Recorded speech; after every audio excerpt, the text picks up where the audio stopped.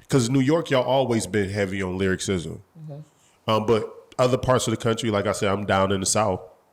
Lyricism isn't really it's just a kind of a vibe thing. It's a kind of a party vibe. It's kind of a ride the beat swag That's type of why thing. everybody fuck with the Girll Code, because we a vibe and we about our lyrics. Like, we so fire. And that's the pardon. Go ahead. But I also feel like that's what comes from where you come from. Yeah. Like, you know, like we come from New York, so we have to reflect where we come from. And then when we do go to the South and we listen to music, we want to feel, we not listening to lyrics because we know it is the vibe. We want to hear some. Yeah. Knock if you broke, boy. Knock if you broke, boy. I come up in the club, shaking my trays, throwing these hoes. Exactly. That's what we want to hear. To become even bigger stars, because y'all doing y'all thing and y'all popping around here, do you feel like the South would get it when it comes to just lyrical? Because they are wanting to party. You know, they want it to be, I hate to use the word dumbed down, but it's simplicity is king there. It's not about how lyrical miracle your cadence and wordplay. To them, it's like, give me the message in a way where it's just straight and people like, damn, they spit real shit. I mean, how do you get them to tap into y'all music? Like she said, Girll Code is a vibe and we lyrical. There you go. So once the album comes, because you know we're new, so a lot of people haven't heard what Girll Code is about to bring to the world. I had to look at the camera for that real quick.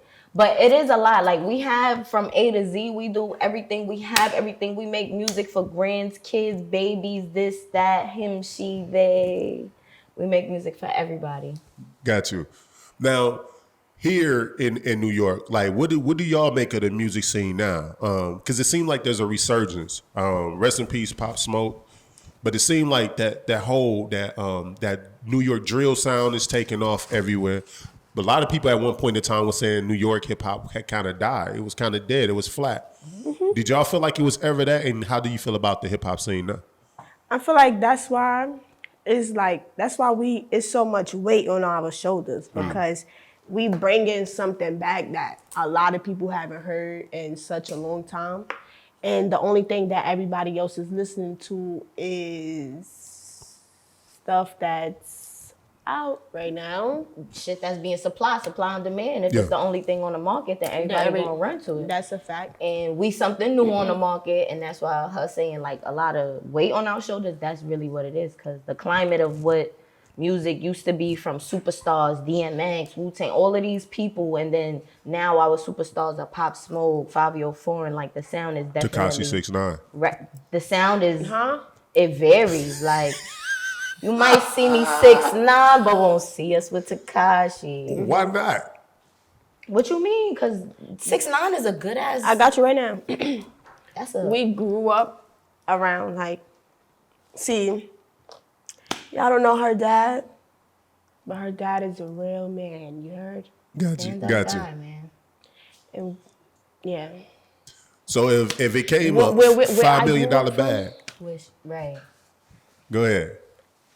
Man, we can't hell yeah, hell yeah, yeah, man, hell yeah.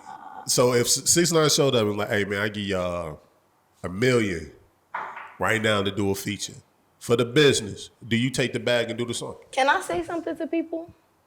Why does everybody feel like money solves shit? Because it solves a lot. More money, more problems, like Biggie said, okay? Because I take that bag and what's going to happen? More problems. I'm going to have some money, but I'm going to have a lot of problems. Explain. So give me like 2 problems that you would have by doing the song with Tekashi. Listen, man. You might see me 6ix9ine, but won't see me with Tekashi. Would you do a song with Tekashi? I don't do music, but if I did, I would. It might be a banger. Might be. You know what I'm saying? People might call me like, "Oh, you dealing with a rat with shit?" I ain't doing criminal activity. I'm not in criminal activity.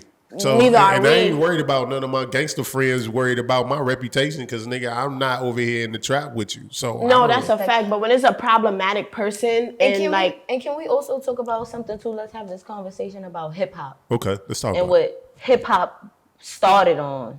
and what it was built around and what this whole hip hop industry started on and the people that we, our founding fathers. I feel like a lot of the stuff that's going on right now, even besides Tekashi, is not what hip hop started on. So since we're in music and we're doing hip hop, we talking about all extra outside aside.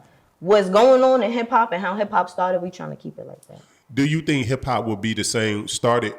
You say how hip hop started. Right. The only difference between hip hop then and now is the internet. Facts. Information travels faster. I'm quite sure back then people and was, gentrification. there you go. So I'm quite sure back then there was a lot of rats. It's just that how do you get the world to know that this one person is a rat? Back then you had to go to the source, Facts. tell the story, wait 4 months for the story to finally come out, wait till it get distributed, and then hope everybody read the magazine that this person is a rat. Facts. Now all you got to do is have. But All we you just gotta do want is go girl to code. There you And go. we don't want girl code associated with nothing that's like, Could be tainted. yeah, Got you. just straight. Because we girl good code. vibes. We 100% good energy. We're for the kids. That's number one. Got you. So every other thing is girl code, let the kids. That's it. Right.